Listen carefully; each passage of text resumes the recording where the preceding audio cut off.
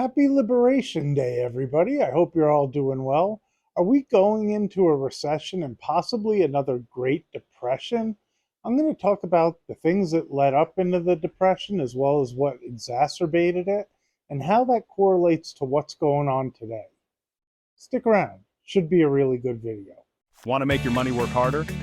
Enjoy another video with Adam Kahn, the rational investor on stocks, real estate, and crypto. Subscribe now for your weekly dose of investment insights and hopefully learn a thing or two.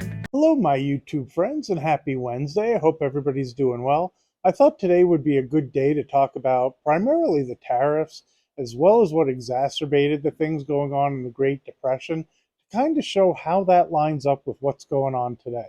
The interesting thing is, I don't see another Great Depression. I don't really see a recession either, and I'm going to explain why I see it as different, as much as things are really lining up very similarly.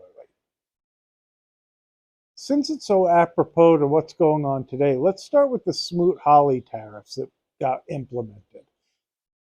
On average, it was about a 20% tariff put across countries to try to bring manufacturing back home and try to what they considered even the playing field as what was going on internationally. Sounds pretty similar as to what we're expecting today. Trump's talking about the new tariffs, raising it around 20% on everybody to make sure it's even playing field, to make sure manufacturing comes back home and builds jobs. Well, what happened when they implemented this? Now, this was after the stock market had crashed, after there were bank runs and some other things going on as well. But what inevitably happened is the other countries retaliated. Sound familiar? This is what we have going on today. And when the retaliations happened and when the tariffs went into effect, you watch global trade drop 66%. That's monstrous.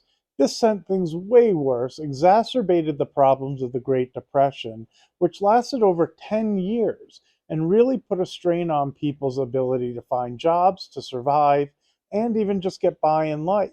Now, it's really interesting how that's lining up to the tariffs that we're putting in today. Now, I still don't see this causing an effect like it did back then for so many reasons that we'll continue to talk about. But really, that was one of what I consider the major influencers that made things worse than they were. The stock market crash was bad enough.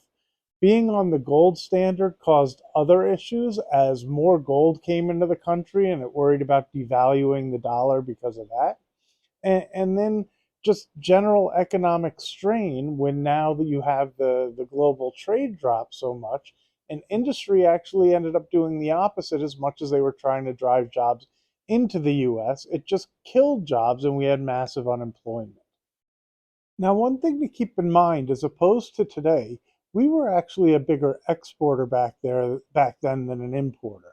And the trade imbalance was more that we were buying less goods than we're going out. So what would end up happening is, since we were sending out goods, we were receiving gold.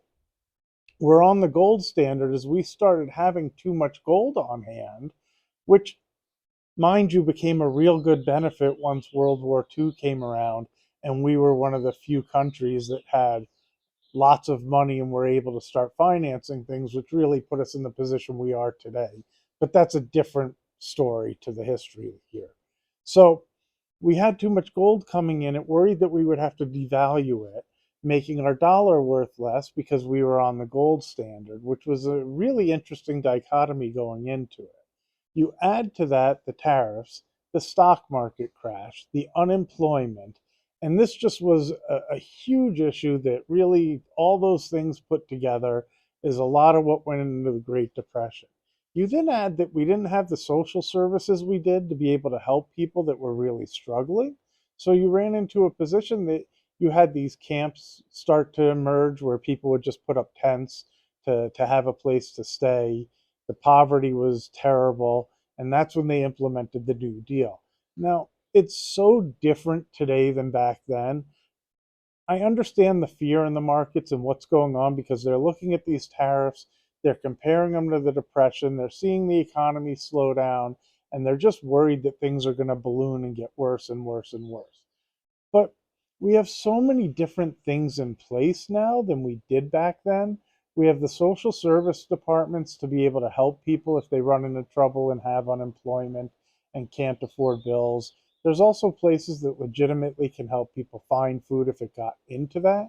And we don't have the unemployment. And while that could come down the road if trade actually slowed things down that much, but I don't think it will. I think the economy is still strong. We're running into a different situation. We did not have a stock market crash. Prices corrected a little bit, but we haven't had anything similar to 1929 to start the process of a potential Great Depression. It's possible that GDP is slowing, but I have a different take because everywhere seems super busy. I think that the tariffs are going to give the companies an excuse to be able to raise prices. Everybody's going to complain because things are costing more, but they're still going to end up spending money. I don't see the same situation where we have mass unemployment and nobody can afford bills. The unemployment figures are skewed because there's such a big aspect of the gig economy at this point.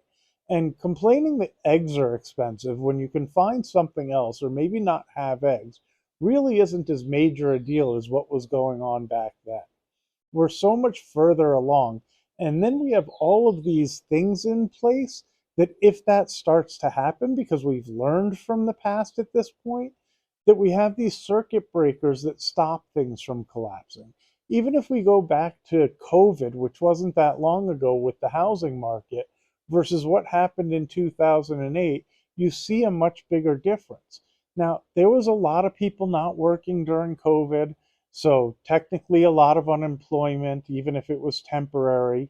The government ended up sending out money to people because we're not stuck on the gold standard and we're not limited to only have a certain amount of money, as much as it allows for a lot of crazy YouTube videos that talk about our fiat currency that has no value. It allows them to inject money into the system to keep things going along when there's a problem. So you go to COVID, people couldn't work, the government satisfied that loss and sent people free checks. Whatever negative we want to look at for that, that helped the economy continue. Now, it probably contributed to the inflation. But again, I would rather see some inflation and people able to pay their bills than just, sorry, we have this massive world problem going on. You're out of luck. Nothing we can do. So sorry. You deal with it. Now, you then add to it two things that they did. A, they lowered the interest rate to help people to be able to buy homes and keep the market sustained because they didn't want to see a housing market collapse. Then they added forgiveness so that if people couldn't afford their bills, they didn't have to make their mortgage payments. There's a negative consequence for this as well. The negative is it's really hard for there to be a potential collapse going forward. If the government sees a collapse coming, they're probably going to implement the forgiveness again. People won't have to pay their bills. They'll extend their mortgage dates so that they have to pay a longer amount of time, but they can skip payments for now. That won't happen on an individual basis if you have normal ebb and flow of foreclosure. But if something like COVID or some black swan comes around where there's a massive inability to work and incomes are dried up, the government doesn't want the banks getting stuck with the houses again. They'll find that solution. They'll go back to forgiveness and people won't have to make those payments. Now, you add those two things together, it seems really obvious now that housing would go straight up. People don't have to make their payments. They're not going to lose their home. You lower interest rate to create a new buyers that want to come in and pick up homes. Obviously, market's going to go up. But at the same time, it stops it from falling so that new people who really should be able to take advantage of situations when markets collapse may not ever get in the position where they can easily afford a home. That's the negative. The positive is we shouldn't have a situation like the Great Depression again, which is why I think you'll see the market rallying into Trump speaking, because when he finally speaks today, it won't be unknown. Even if it's worse than what they expected and he puts on higher tariffs than people were hoping, and you see a knee jerk reaction to the downside in the markets, I actually think it's probably a buying opportunity. I still think we're probably going to be making new highs in the next 6 months or so. I think there's been enough panic and enough fear out there going into this that that's about all we're going to see.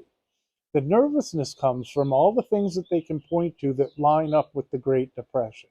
But again, the economy and the world and everything else has changed. Anyway, if you haven't already, do me a favor, hit that thumbs up button, smash that subscribe button. Like always, I got that backwards. I can't help it. I am dyslexic in reality, so I tend to do that stuff. And before I forget and before I go, I better give the little disclaimer. This is not financial advice. Please don't listen to me for any financial decisions you guys make in your financial life. Reach out to your advisor or do your own research, however you do those things. I'm just a guy on YouTube talking about the things that work for me and what I do. Have a great day. Hopefully, I get this edited and out before Trump speaks today, and you guys can decide what you think. Have a great one. Bye bye.